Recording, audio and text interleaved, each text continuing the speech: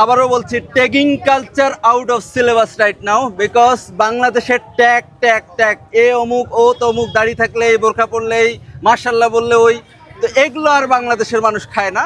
তো বাবু ভাই ভাইরাল হয়েছিল, ওনাকে বউ ব্যবসায়ী বলছিল আপু, বুঝছেন? তো উনি তো ওনার বউকে দেখে ফেস হন, উনি ফেস হয়েছেন, উনি বলছেন ওনার বউ বানাইছে, উনি নিয়ে আসছে, এটা বলতে পারে স্বাভাবিক। এই জায়গাটা থেকে ওনাকে বউ ব্যবসায়ী বলছে, বউকে শো করে। বউ ব্যবসায়ী কাকে বলে ভাই?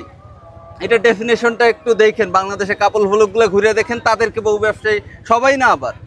তো উনি ওনার বউয়ের নাম বলছে, বউ বানাইছে, তো অ্যাপ্রিসিয়েশন জানাইছে, এটা তো গ্রেট। তো আপু, আপনাকে যেটা আমি বলতে চাই, সত্য কথা বলবেন, আপনি ভাইরাল হওয়ার পর আসছেন, যে ভাইরাল হয়েছে যেহেতু আমি যাই বেচতে, নাকি আগে থেকে বানাতে পারতেন, নাকি ভাবছেন যে আমি এই সিচুয়েশনে গেলে হয়তো মার্কেট পাবো? ধন্যবাদ ভাইয়া। আমি প্রফেশনাল বেকার। ওকে। আমি বিগত 2 বছর যাবত প্রফেশনালি বেক করি। আলহামদুলিল্লাহ আমার খুব ভালো রেসপন্স। আমি তো বলেছি যে আমি চিটাগাং থেকে এসেছি। ওইখানে আমার পরিচিত জনরা মানে মান্থলি আমার খুব ভালো একটা আর্নিং হতো আমার এই থেকে কেক থেকে। তো ঢাকা মুভ করার পরে আমার এখানে মানে বলতে গেলে ওরকমভাবে পরিচিত জন নেই, খুব কম লোকজন আছে যারা পরিচিত। তো এবার বলি, প্রথম একদিন মানে আমি এর আগে থেকেই আমি যেহেতু বেকিং পারি, টুকটাক অর্ডার আমি পাই, এখানে আসার পরেও পেয়েছি, কিন্তু ওটা দিয়ে আমার মনে হচ্ছিল আমি আগে যেরকম মানে আর্নিং করতাম এটা দিয়ে ওরকমটা আমি পাচ্ছি না।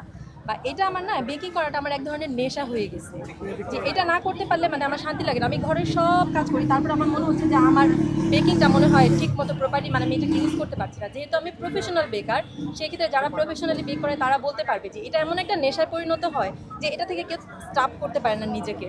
তা আমার ব্যাপারটা হয়েছে কি, গত মানে এখানে আসার আগে আমি একদিন আমি যেহেতু মোহাম্মদপুরে থাকি, ওইখানে একটা গ্রুপে আমি পোস্ট করেছি যে আমি এরকম কেক মানে কেক নিয়ে কোনো একটা বসতে চাই, কোন প্লেসটা আমার জন্য সুইটেবল হবে।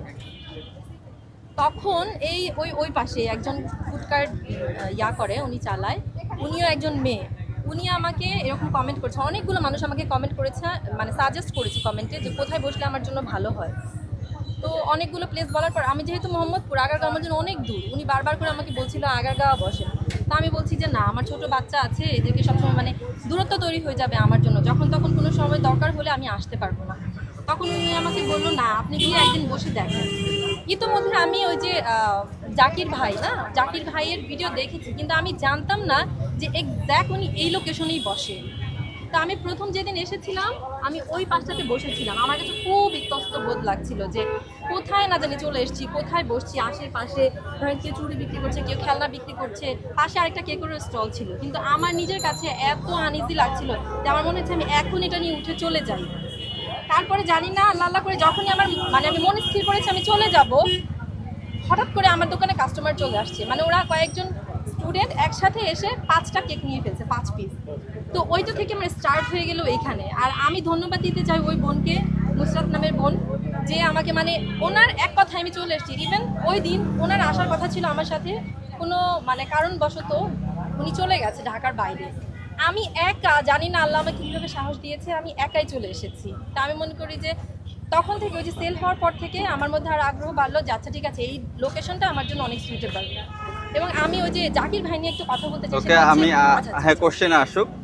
ওকে, এখন আমি যেটা কোশ্চেন করতে চাই, হোমমেড নাকি বেকারি থেকে রেডিমেড, এই প্রশ্নের উত্তর আপনি বলছেন আপনি প্রফেশনাল বেকার, কত বছর যাবত জানি বানান? 2 বছর। আচ্ছা, 2 বছর। আপনার কেক নাকি চিটাগাংয়ে ভালো চলতো। জি, তো ফার্স্ট কোশ্চেন হচ্ছে, হোমমেড নাকি বেকারি থেকে রেডিমেড, এটা কিভাবে আপনি প্রুভ করছেন আজকে তাহলে? আচ্ছা, প্রথম কথা হচ্ছে চোখে না দেখলে তো বিশ্বাস করা যায় না। হ্যাঁ, তো যদি কেউ আমাকে বলে যে আপনি আমাকে প্রুফ দেখান, সেক্ষেত্রে বলবো ঠিক আছে, তাহলে আপনি আমার বাসায় গিয়ে একদিন ভিডিও করে নিয়ে এসেন, এই হচ্ছে এক প্রমাণ। এখন এটা যখন সম্ভব হবে না, প্রথম কথাই হচ্ছে একজন কাস্টমার এসে তো উনি আমার বাসায় গিয়ে চেক করতে পারবে না আসলে এটা হোমমেড পারবে না। তো এটা হচ্ছে খেয়ে টেস্ট করে দেখবে যে আসলে এটা কেমন। আমরা মূলত মেইন ফুড খাই আমাদের পেট ভরার জন্য, আর ডিজার্ট আইটেম খাই মন উৎফুল্ল রাখার জন্য, মনকে খুশি করার জন্য। এখন যখন আপনি একটা বাইট মুখে দিবেন, আপনি বুঝতে পারবেন যে এটা কি আপনার মনকে তৃপ্ত করছে কিনা। যদি এটা আপনার মনকে তৃপ্ত করে, দেন এটা হচ্ছে আমি বলবো যে হোমমেড। কারণ বেকারির কথাটা হচ্ছে, বেকারি তো আসলে খারাপ কিছু না, আমি বলছি না যে সেখানে খুব অখাদ্য কুখাদ্য কিছু বানাচ্ছে, ওটাও খাওয়া যাচ্ছে, লাখো লাখো কোটি কোটি মানুষ খাচ্ছে অবশ্যই। কিন্তু ব্যাপারটা হচ্ছে যে কিছু ম্যাটেরিয়ালসের, যেমন হচ্ছে আমরা কিছু কিছু প্রোডাক্ট কিনে খুব এক্সপেন্সিভ মানে কিনতে হয়, ওটা না হলে আমাদের মনে হয় যে তাহলে তো আমরাও বেকারির মতো হয়ে গেলাম, মানুষ দাম দিয়ে কেন কিনে খাবে। বেকারিতে ধরেন স্বল্প মূল্য পান, আপনি 5 টাকার একটা পিসও কেক। আমি আরেকটা বিষয় লক্ষ্য করেছি, ওনার কেক যথেষ্ট একটু ছোট, মানে একেবারে ছোট না, মানে একটু ছোট। তো এই ছোট উনি গ্যারান্টি দিচ্ছেন যে উনি এটা হোমমেড বানিয়েছেন। আর বেকারি থেকে যারা খায় সেটা নিশ্চয়ই অখাদ্য কুখাদ্য না, আমাদের জন্য আমরাই কিনি আমরাই যাই। তো দ্যাটস ওয়াই বেকারির কেককে একেবারে যে ব্লেম দিচ্ছেন, আবার বেকারি থেকে এনে বার্থডে উইশ করছেন, এরকম তো হতে পারে না। আপনি বেকারি থেকে এনে খাচ্ছেন, অথচ আপনি ধুমাই লেগছেন বেকারি থেকে এনে এরা রাস্তায় বেচতেছে। তো যাই হোক, তো আপনি আমি আবার আসছি এখানে।